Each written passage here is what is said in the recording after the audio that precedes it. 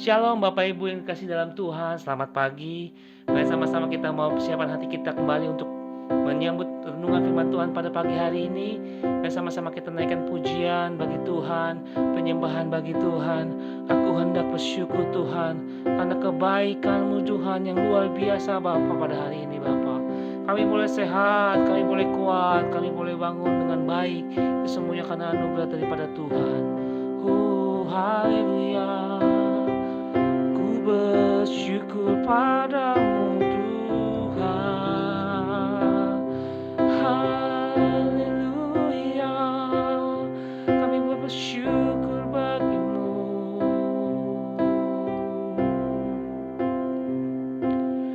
Aku hendak bersyukur pada Tuhan karena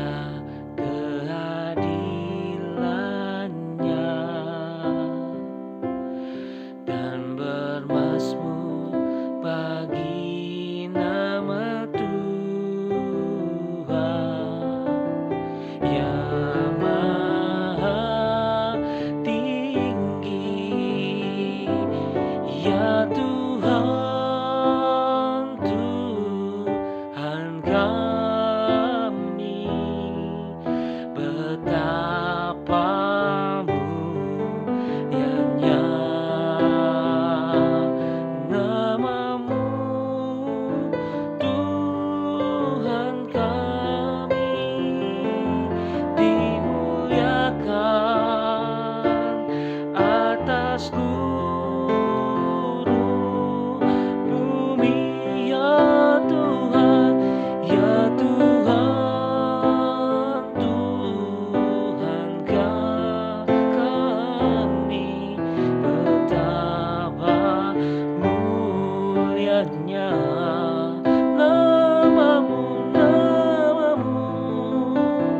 Tuhan kami, dimuliakan atas seluruh bumi. Ya Tuhan, ya Tuhan,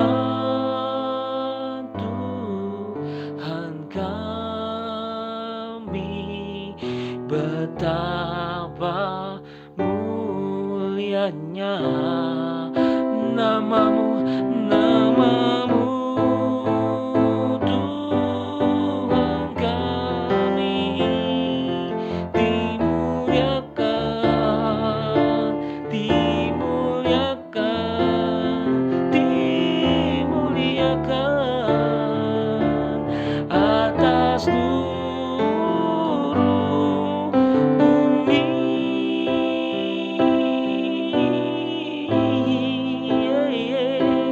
Atas seluruh bumi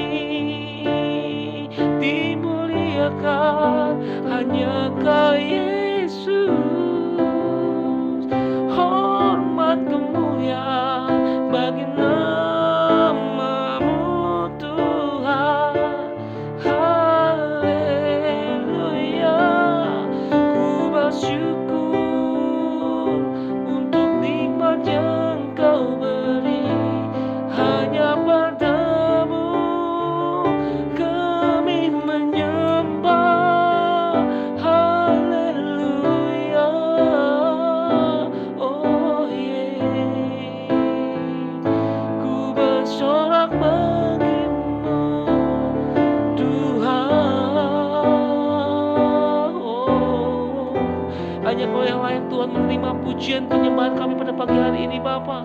Kami bersyukur buat keadaan kami yang dahsyat. Kami bersyukur Tuhan buat punya Allah seperti Engkau yang memelihara kami Tuhan sepanjang hari ini Bapa.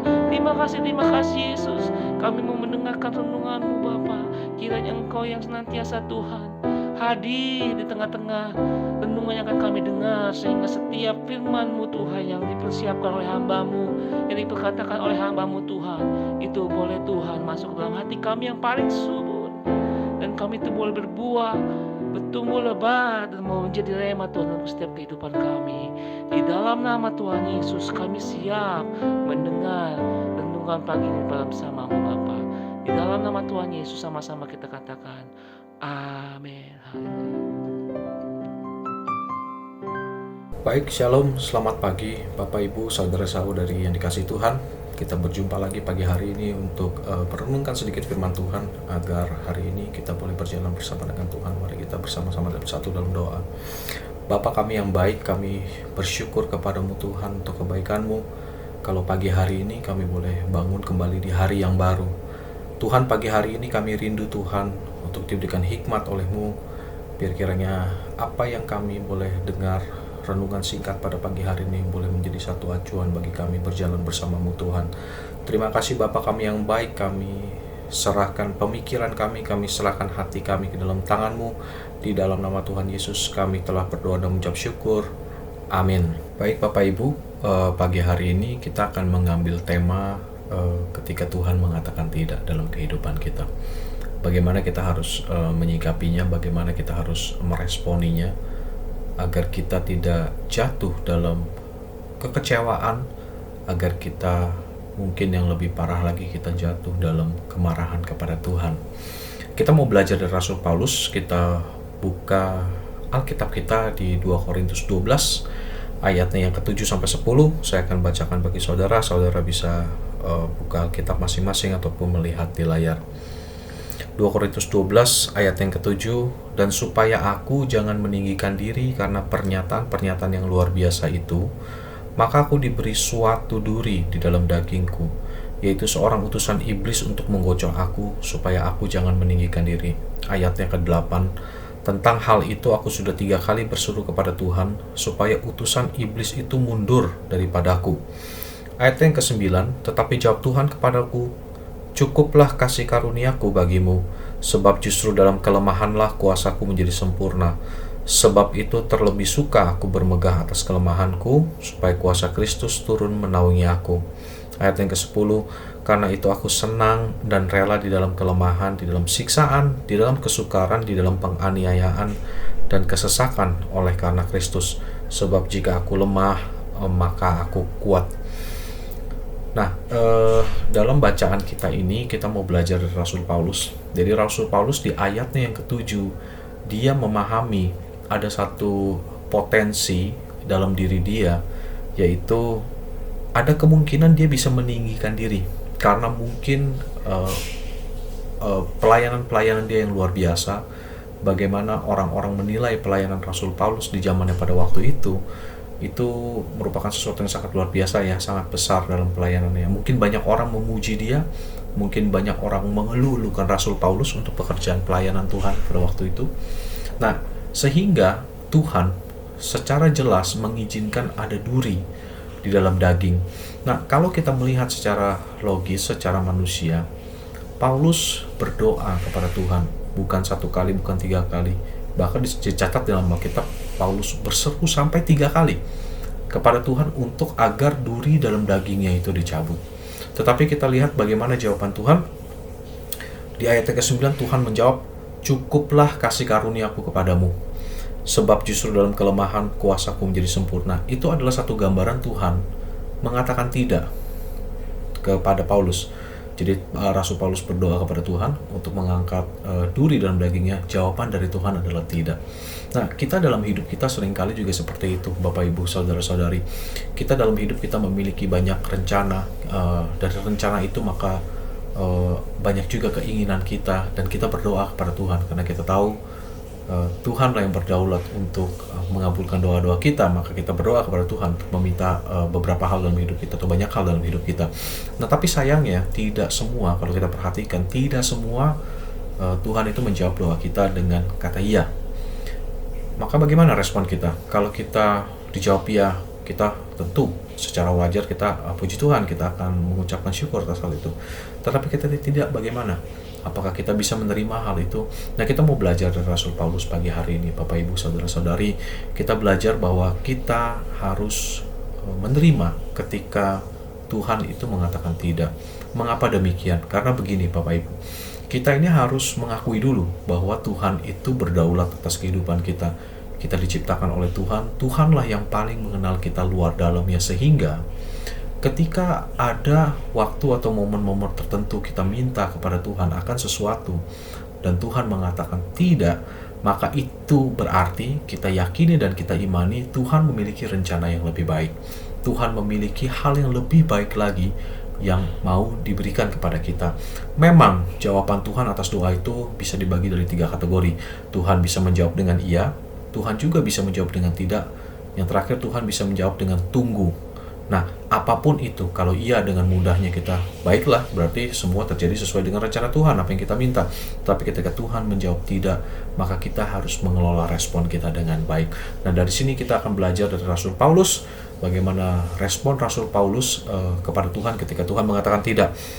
Maka kita lihat di ayatnya yang ke-9b, setelah Tuhan menjawab Rasul Paulus, Rasul Paulus menjawab seperti ini, sebab itu terlebih suka aku bermegah atas kelemahanku, supaya kuasa Kristus turun menaungi aku. Karena itu aku senang dan rela di dalam kelemahan, di dalam siksaan, di dalam kesukaran, di dalam penganiayaan dan kesesakan oleh karena Kristus. Sebab jika aku lemah, maka aku kuat. Nah, melihat respon Rasul Paulus yang bisa kita jadikan pembelajaran, Rasul Paulus menerima dengan lapang dada ketika Tuhan mengatakan tidak. Bahkan Rasul Paulus membawa itu lebih jauh lagi. Dia memahami mengapa Tuhan itu menolak. Karena di ayat 10 yang terakhir, Rasul Paulus mengatakan, sebab jika aku lemah maka aku kuat.